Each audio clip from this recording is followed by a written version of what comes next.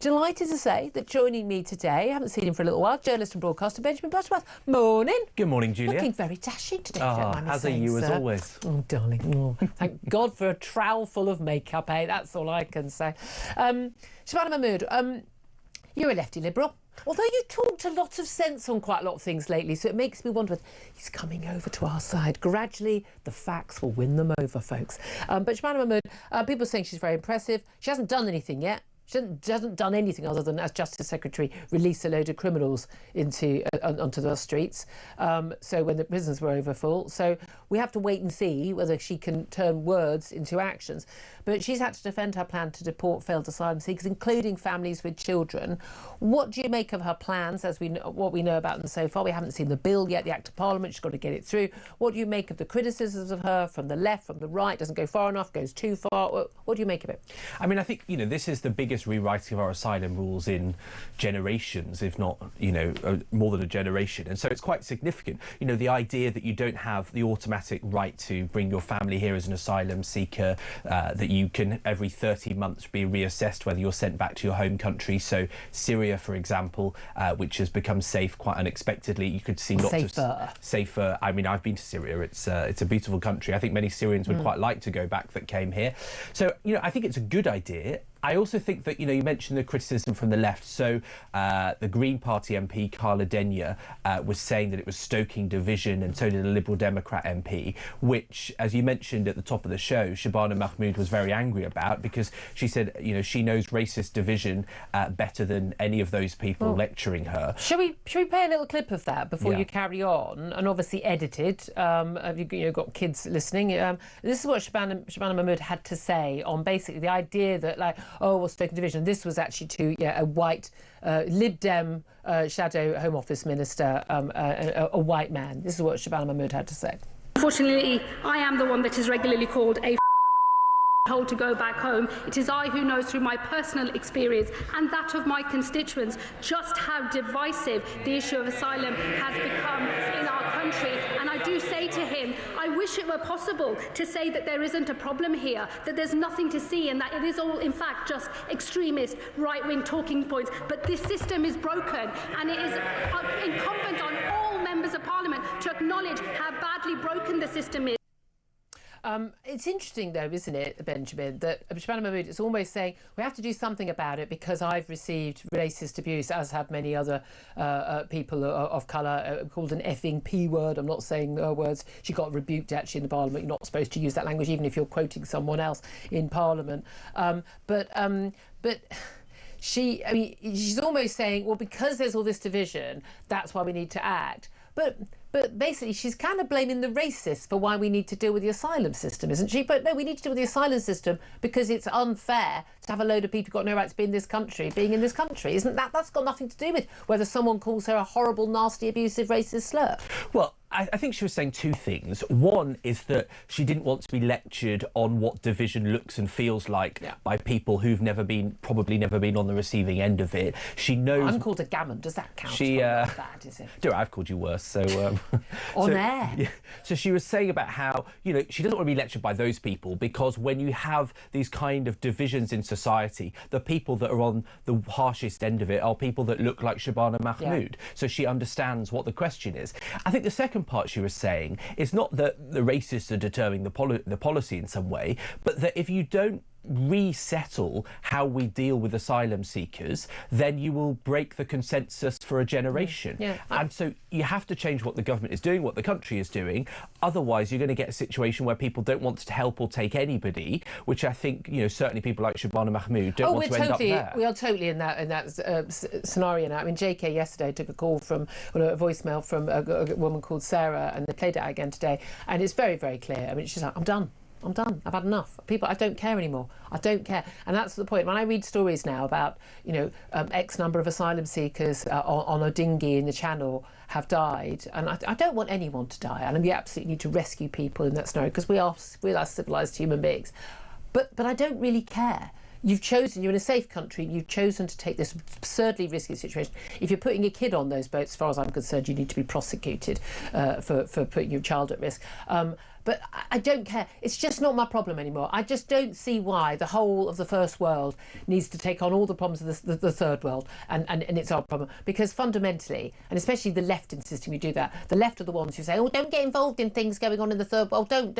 We should take everyone from Syria, but we absolutely shouldn't protect them from being bombed by Assad when he was in power in the Syrian war. And they voted in Parliament against us taking action and getting involved. I just have so little time for it. And I just think most people in the West, and we're seeing this across Europe, seeing it in America, and frankly we're going to be seeing it across other countries when they start seeing the serious same numbers of asylum seekers from, or let's face it, illegal economic migrants coming from godforsaken basket case countries who do not share our culture and have no intention of coming here and assimilating and making a contribution. That they are going to just go, pull up the drawbridge, build the walls higher, put barbed wire on the top, nobody in, nobody out, end of. And that is, I think, where we're going to go. I mean, I do think we have a responsibility. We have a moral responsibility to who? To people that are in the most heinous conditions, that have been through incredible traumas of war. That's about 3 billion people. Right. How many of them are we going to take? But this is the point, right? So yet there has to be a consensus and agreement on how many. Right. So take every single woman and girl in Afghanistan, right? Every single man who's been conscripted to this army in Eritrea. I mean, who else are we going to take? Everybody? There's a lot of people in Every Khartoum and persecuted Sudan. Christian in Nigeria. How many do we take? But of course we can't take everybody. So who do we take? We just suggests choose that the young men who've paid the people smugglers? Who do we take? No, but I think the idea that we shouldn't take anybody when people have put their lives at risk to get here. This is my thing, and I've asked people on the left. I remember asking Yvette Cooper this when long before she was Home Secretary, and again she stopped coming on the show. What a surprise! But it's really, really simple. Give me a number. Is it 10,000? Is it 100,000? Well, I would say 100,000. Is it 500? 100,000. Yeah. That's a year. Yeah. We take 100,000 people from these countries a year. Well, I think at the moment we take something like 120,000. Yeah, it's too many. So that would be less. But the question is about being able to vet them, about being able to assess them, about being able to integrate them.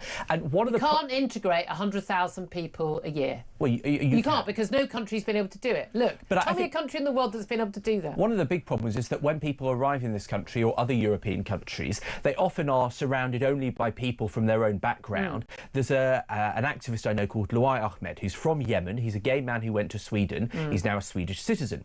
But he often talks about how when he arrived in Sweden, he was surrounded by people more radical than those he was with in Yemen, and there was no integration by Swedish society. Now, he clearly has integrated heavily to European culture, and he's a great defender of it. But he speaks about that problem. And so I think that is an issue to resolve. But you can't stop those ghettos growing. Is immoral. You can't stop those going. No, but I think that's where we're going, because how do we decide? But 100,000, the idea that our country should take 100,000 people every single year from the war-torn or basket case kleptocratic corrupt governments is absurd. I'm sorry, the British people simply won't have it. And if you're saying they're the legal ones, there will still be the illegal ones, because the idea that most of these young fighting-age men who are getting on the dinghies are going to go, oh, well, I'll go through the legal route. Well, they're not the ones who are going to get in on the legal route, so they'll still be coming too. So then we're going to end up with 220,000 a year. But for many of these countries, it's not going to fly. There isn't a legal route into the UK. Because we don't want them. If you're fleeing Sudan, which is the worst crisis in the world right now,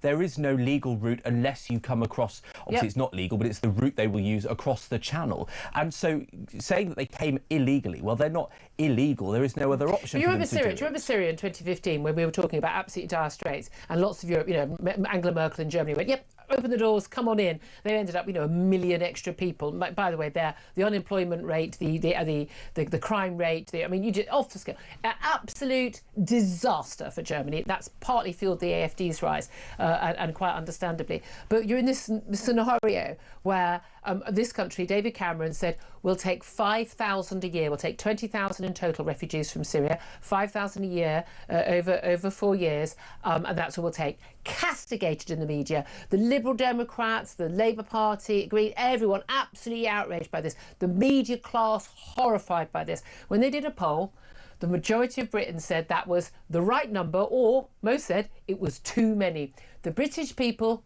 don't want these people here, and they don't for very sensible reasons. They know they're not going to make a contribution, they know they're not going to integrate, they know they're not going to assimilate, and they know they're going to end up costing us lots of money and causing problems, and they're right. I think that's completely wrong. And actually the story of Britain in the last 80 years is that we have often taken people as refugees and they've integrated very effectively to our society. You know, our story of taking in Jewish refugees is one that most European countries do not have. We did it, and it was a great work. Europeans fleeing the Nazis is rather different from taking in people with a completely alien culture. But hang on, so you say that we shouldn't take anybody in. So you say... Why taking Ukrainians is very popular. But hang on, this is my point. You say we shouldn't take anybody in as a refugee. No, so I'm not saying we shouldn't take anybody. I'm saying that's where the British public are. We don't want it. We're done. So we're done. You want to turf out the, I don't know how many Ukrainians who are in Britain right now. They're not refugees. They're actually on a specific scheme. But I mean, they are refugees. No, they're on a very specific scheme where when Ukraine war ends, they go home. That is the actual basis of the scheme. It's a legally... But they're still here, and they'll be probably here for quite some years yet, sadly. Those are numerous, far more numerous than Afghan refugees we've taken in the last 3 or 4 years. And so, have we seen a massive issue with lack of integration and you know, and extremist plots and terrorists? No, I don't think we have. But Funny that. I wonder why. You think a middle-class, educated Ukrainian has less of a right to refuge than someone who risked their life with Allied forces in Afghanistan against the Taliban, who worked with Britain? The people who worked with our forces, I think that there's support from the British people for those who worked as interpreters and worked to help save the lives of our British forces. Absolutely. Absolutely. But people now are saying that we shouldn't take any Afghans because they do have disproportionate crime rates. They're saying and so that means no one has said that we shouldn't take Afghan interpreters. They are, absolutely. If you say no refugees, that's precisely what you're saying. That's not, because they would be refugees. That's a different scheme.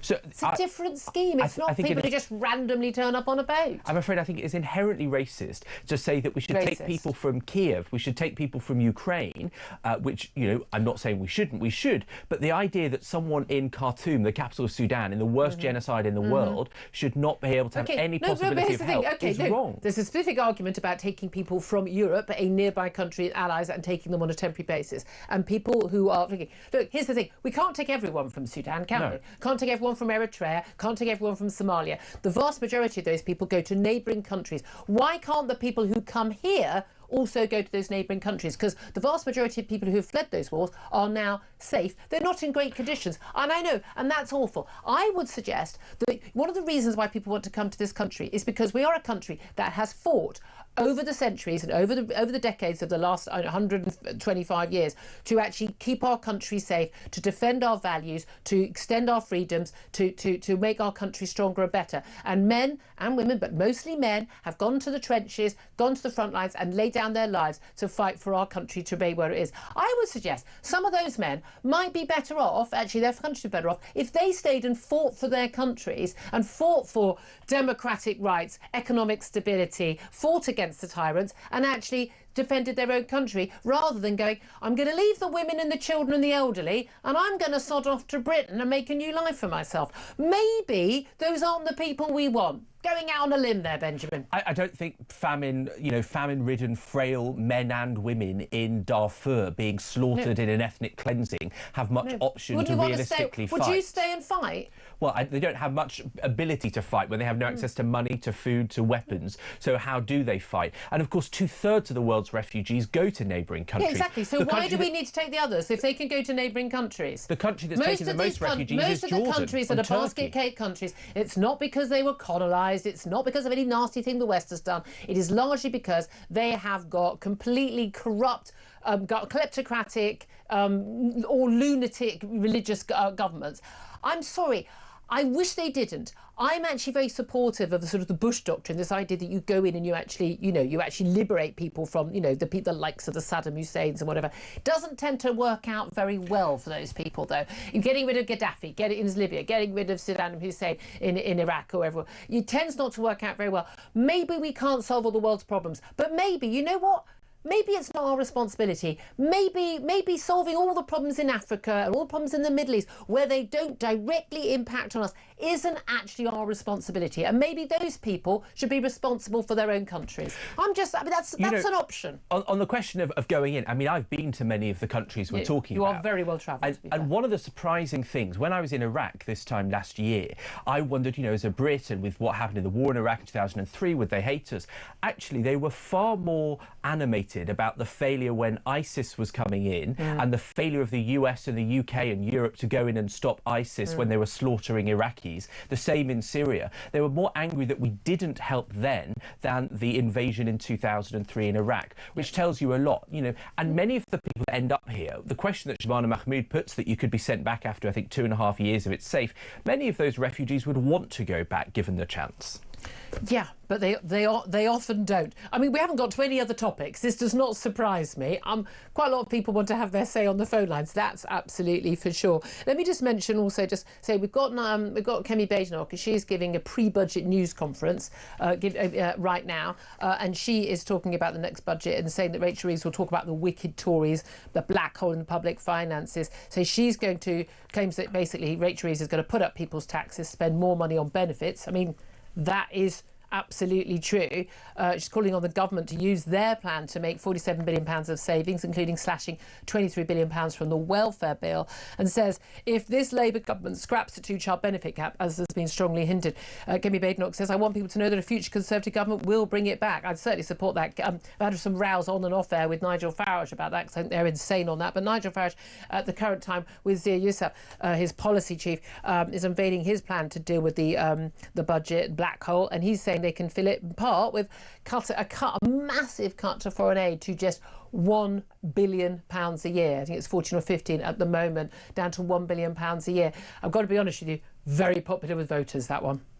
Well, I think it, needless to say, I think it would be wrong. And actually, I think it relates to what we just said, right? You know, our international development serves two purposes. One is hopefully to stabilise some of these areas where there's sort of deep poverty, you know, disease and war. And so actually, is it not going to lead to more people trying to flee if those countries don't get international aid from us in the US, which has heavily cut it? But it's who gets the aid, isn't it? We know kleptocratic governments tend to take an awful lot of it. It's a lot of NGOs. I mean, you know, highly paid executives. Everyone's starting to take. I mean, you know, does much of this aid actually go to the people who really need it? And often when we're giving aid to countries like, you know, Pakistan, or we're giving country India, I mean, they can afford nuclear programs and they can afford, you know, send rockets to the moon. What on earth are we doing giving aid to their people? But then, well, because what's it got to do with us? But I think there's a massive self-interest in doing it, because you see China with its Belt and Road Initiative, in which it's lending money and helping people build infrastructure in Africa, in Southeast Asia, in the Caribbean. It's putting everyone on the payroll, so they'll do their bidding. Exactly. Well, we should do that. No, it's quite cynical. It's strategic, and I think it's probably It's not quite cynical. It's very deliberately cynical. It's very, very, very, very dark.